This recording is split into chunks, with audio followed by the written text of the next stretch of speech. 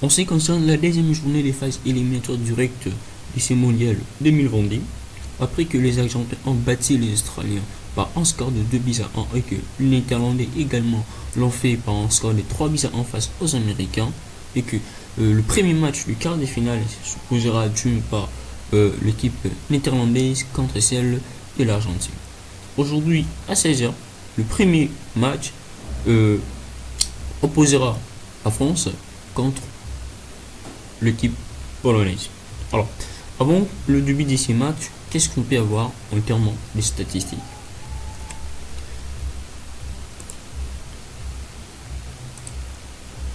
On sait qu'on doit connaître au moins en termes de statistiques que l'équipe polonaise a fini deuxième du groupe où s'est trouvé l'Argentine, plus particulièrement le groupe C, et que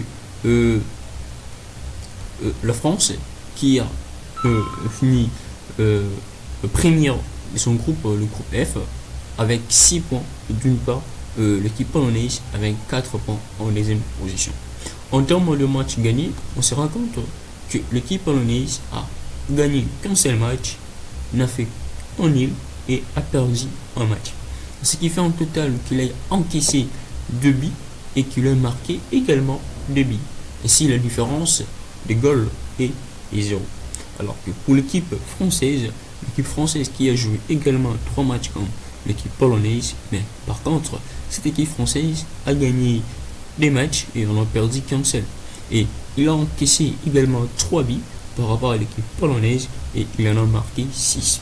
En termes de défense, on pourrait se dire du fait que cette équipe polonaise n'a encaissé qu'un débit, et ce débit a été marqué face à l'Argentine. On pourrait alors se dire que l'équipe polonaise présente quand même une défense plus ou moins efficace par rapport à celle de la France, s'il faut le tenir juste en termes de nombre de buts encaissés, alors que du point de vue attaque, cette équipe française reste au top puisqu'elle a pu marquer 6 buts avec ses différents attaquants. Alors qu'au niveau de l'équipe polonaise, on se rend compte que cette équipe n'a pas vraiment un système qu'on pourrait dire qualifié d'efficace du point de vue offensif. Alors, voyons, on peut voir comment s'étaient déroulés les 3 derniers matchs de l'équipe polonaise ainsi que celle de l'équipe de France. Le premier match avait opposé le Polonais face au Mexicain et c'était le 22 novembre à 17h. Juste le match s'est soldé par un score VH de 0 buts partout. Alors que d'une part, ces mêmes jours, soit le vendredi après juste 3h ou à 20h, la France avait battu l'Australie par un score de 4 buts à 1. Et en ce qui concerne la deuxième journée, l'équipe polonaise pu battre l'Arabie Saoudite par un score de 2 buts à 0, alors que la France a également battu le Danemark par 2 buts à 1.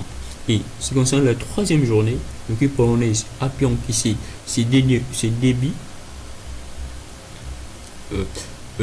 face à l'équipe de l'Argentine, alors que de l'autre côté, la France, elle a perdu 1-0 face à l'équipe tunisienne.